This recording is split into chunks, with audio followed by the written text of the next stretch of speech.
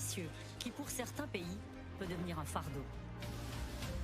Partisan de la rigueur et supporter de l'endettement. C'est Jean-Claude Trichet, ancien président de la Banque Centrale Européenne.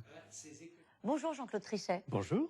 Je voudrais qu'on revienne sur ce que vient de dire Olivier Blanchard. Il est ancien chef économiste du FMI et il explique... C'est aussi simple que ça. C'est vrai pour les ménages. Les ménages n'aiment pas prêter à des gens qui ne vont pas les rembourser. C'est vrai pour les États de la même manière. Si vous êtes dans une situation où votre endettement ne cesse d'augmenter et où vos déficits ne sont pas soutenables, même si tout va bien aujourd'hui, demain ou après-demain, quand il y aura une vraie difficulté financière mondiale, alors vous allez être dans la plus grande difficulté. J'ai connu ça. En l'occurrence, c'était l'Espagne et l'Italie à un moment, la Grèce, l'Irlande et le Portugal. 5 pays européens se sont retrouvés sans financement parce que les épargnants n'avaient plus confiance dans leur capacité de rembourser. On a bien entendu surmonté cette crise. Ceci dit, pour les pays en question, c'était une leçon terrible.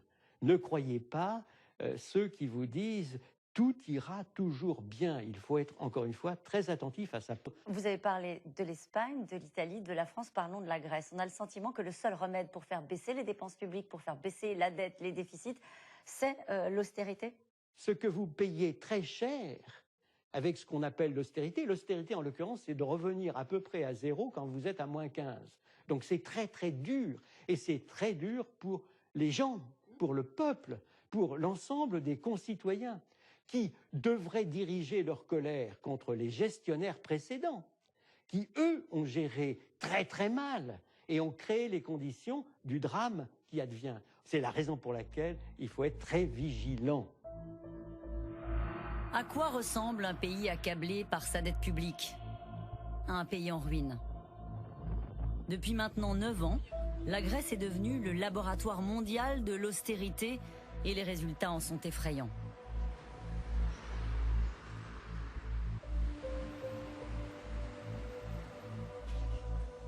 Dans son quartier d'Athènes, Stratos, 72 ans, a été aux premières loges de cette grande dépression.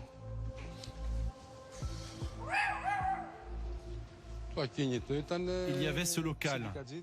C'était à la fois une épicerie, cave à vin, fruits secs. Ça a fermé. Ça, c'était une pharmacie. Fermée. En moins de 10 ans, près de 300 000 PME ont baissé le rideau dans le pays.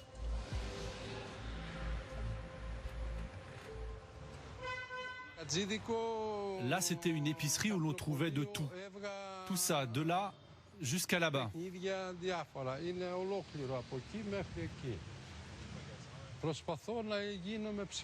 J'essaie de garder mon sang-froid, de rester calme,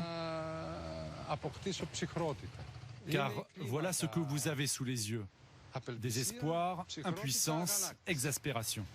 Stratos, lui, n'a pas eu d'autre choix que de continuer à travailler. Bonjour Eva. Bonjour papa, comment ça va? Il aurait dû profiter d'une retraite confortable. Mais son histoire est à l'image du pays. Avant la crise, Stratos possédait 10 boutiques. Il multipliait les crédits et puis le système s'est enrayé. En 2008, la situation est déjà très inquiétante. Et on voit bien que quelque chose ne va pas. Les économies que nous avions ne sont plus là. Nous n'en avons plus. Et très vite, je me retrouve surendetté, sans avoir la possibilité de revendre mon affaire. La première chose que j'ai faite, c'est de payer mes employés jusqu'au jour de la fermeture.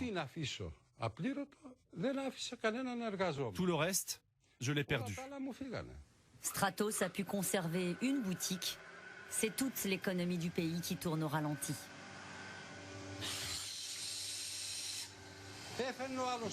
Avant, la personne amenait son costume et le récupérait au bout de 2 jours. Maintenant, la reprise peut prendre 2 ou 3 mois. Aujourd'hui, les vies brisées par la crise se mesurent au nombre de vêtements abandonnés par leurs propriétaires dans la boutique de Stratos. Cette penderie ici, cela fait 5 ans qu'elle est comme ça. Tous ces indices ne suffisent pourtant pas à prendre la mesure de la spirale de l'austérité. Les travailleurs et les retraités ne s'en sont pas remis.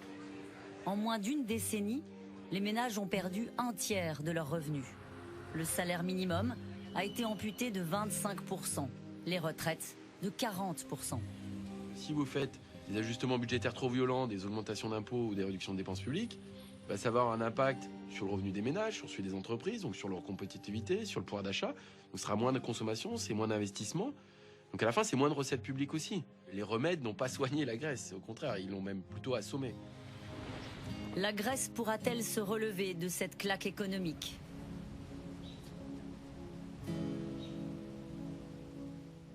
L'un des secteurs les plus affectés est celui de la santé. Face à la pénurie de médicaments dans les hôpitaux publics, c'est une dose de sang? Peux-tu m'apporter le dossier, Botta? des pharmacies solidaires ont vu le jour dans le pays. Comme ici, dans la banlieue d'Athènes, elles ne désemplissent pas. Ici, on mesure concrètement les dégâts causés par la crise.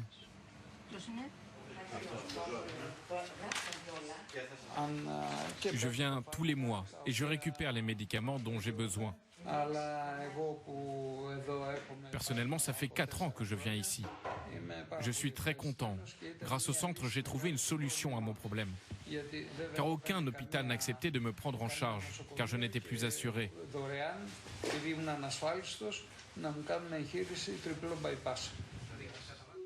En Grèce, une étude scientifique indépendante a conclu que l'austérité avait fait grimper la mortalité nationale de près de 20%. Des dépressions multipliées par 4 en quelques années. Des suicides quasiment multipliés par 2. Personnellement, j'ai fait une dépression. Et je suis allée voir un psychologue à l'hôpital de Nikéa, gratuitement.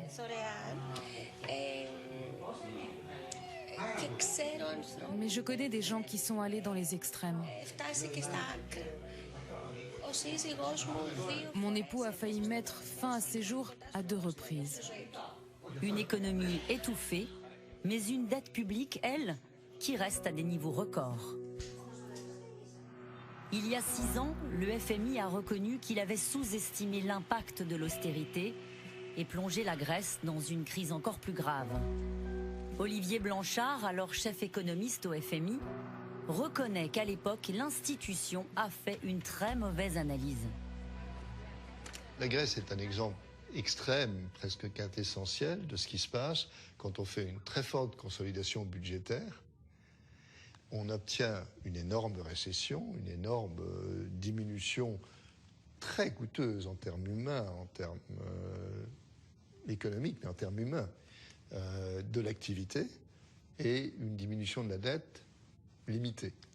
Manifestement, et c'est quelque chose que j'ai dit quand j'étais au fond, il aurait fallu aller moins vite et avoir une diminution de la dette plus lente. Si les Européens avaient été prêts à prêter encore plus, les Grecs auraient pu aller plus doucement, ça aurait été mieux. Mais c'était demander aux Européens de faire un sacrifice qu'ils n'étaient pas prêts à le faire. En conséquence, il y a eu une consolidation budgétaire très forte, avec des effets sur l'économie, oui, qu'on peut décrire comme catastrophiques. Je me souviens d'un directeur français du FMI, un jour qu'on lui parlait d'effacer la dette grecque, qui avait dit, bien sûr, on peut toujours effacer. La seule question, c'était au journal de 20h, je ne suis pas sûr que les gens s'en souviennent suffisamment, en disant, mais alors, qui prend la perte? Lorsque vous avez un traumatisme comme cela qui s'est passé, vous avez une perte de confiance pour très très longtemps. Elle dépasse les générations. Vous ne l'expliquez pas, mais vous vous rendez compte que des générations et des générations après, on se souvient qu'à un moment donné, il peut y avoir cette catastrophe. Ça veut dire que la confiance a disparu et ça veut dire que pour la restaurer, ce sera très très très long.